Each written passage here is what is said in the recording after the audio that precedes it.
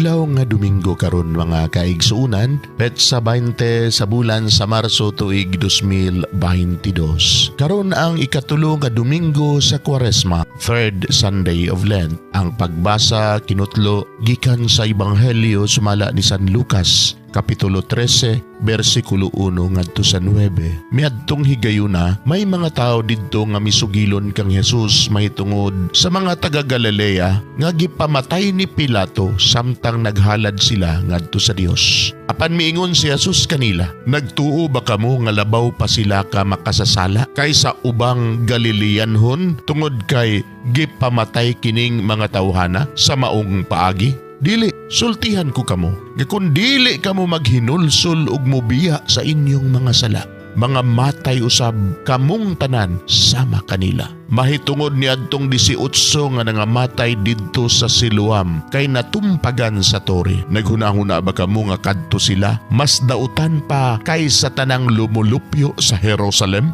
Dili. Sultihan ko kamo nga kung dili kamo maghinulsol ug mobiya sa inyong mga sala, mga matay usab kamong tanan sama kanila. Unya misulti si Jesus kanila niining sambingaya. May usa ka tawo nga may kahoyng igira diha sa iyang parasan. Miadto siya aron pagpangita og bunga niini apan wala siya'y nakaplagan. Busa mingon siya sa hardinero, tanawa ra, tulo na karon ka tuig nga nag-anhian ako dinhi aron pagpangitag bunga nining kahuya. Apan wala gayod ako'y nakaplagan, bisag usa. Busa putla kini, kay nag-usik lamang sa katambok sa yuta. Apan ang hardinero mitubag, pasagdiyo na sir, bisan kining tuiga na lamang, kay akong kalutan ang palibot sa punuan ugunya akong abunuhan. Kung mamunga kini sa sunod tuig, maayo. Apan kung dili, ipaputol kini. Mga igsoon ang Ebanghelyo sa Ginoo, daygon ikaw o Kristo.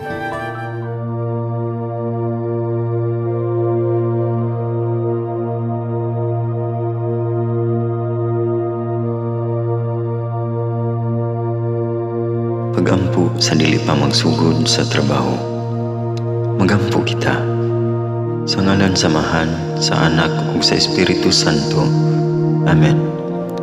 Langit no namong Amahan, sa among pagsulod nining trabahoan, among gidala ang imong presensya uban kanamo. Among gipamulong ang imong kalinaw, imong grasya, imong kaluoy ug ang imong perpektong hanay sa among mga trabaho. Among gipadayag ang imong gahom labaw sa tanan diha sa mga butang nga among mahimo, masulti, mahuna-unaan ug mahukman sulod nining adlaw. Ginoo, nagapasalamat kami sa gasa sa kinabuhi niining bagong adlaw, niining kahigayunan nga kami nakasulod sa trabaho ug mamahimong parte niining nga grupo. Salamat sa mga gasa nga imong gitugyan kanamo. Hamong gamiton kini diha sa pagimaya kanimo. Hatagi kami sa kusog ug kadasig sa pagbuhat sa among mga trabaho. Panalangini ang among mga proyekto, mga ideya ug kusog. Aron sa ingon, bisan sa pinakagamay namong mga kalampusan, magahatag kini sa imong himaya. Ubani kami Ginoo sa among pagtrabaho nining adlaw. Puna kini nga lugar sa inspirasyon ug kusog. Tabangi kami nga magtrabaho isip usa ka grupo nga mapakita sa usag-usa ang kamaayo. Himua kami nga maayo nga makabot namo ang mga butang nga kinahanglan namong buhaton. Himua kini nga lugar nga puno sa kalipay ug panagihigalaay. Ug kamugaway ug kalinaw ang mapatigbabaw niining dapita. Ginoo, kung kami anaa sa kalibog, giyahi kami. Kung kami muwadaan sa kadasig ug paglaom, dasiga kami.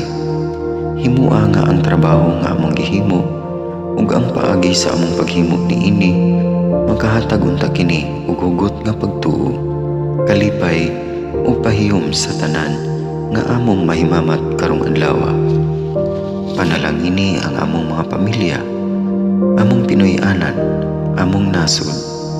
Himua nga magmatidud-anon kami sa pagtagad ug pag-amuma sa kalikupan ug sa tanang may kinabuhi diha sa pagbuhat kanamo sa pagkabuot sa imong pangandoy alang sa hustisya ug kagawasan.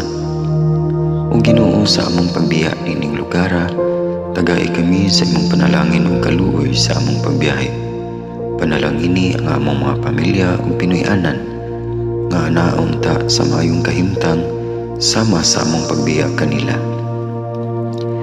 Ginoo, salamat sa tanang butang nga imong nabuhat, sa tanang butang nga imong gibuhat, ug sa tanang butang nga imong buhaton pa. Sa ngalan ni Jesus, among giampo diha sa tumang pagigugma ug pagpasalamat. Amen. Sa ngalan sa Amahan, sa Anak ug sa Espiritu Santo. Amen.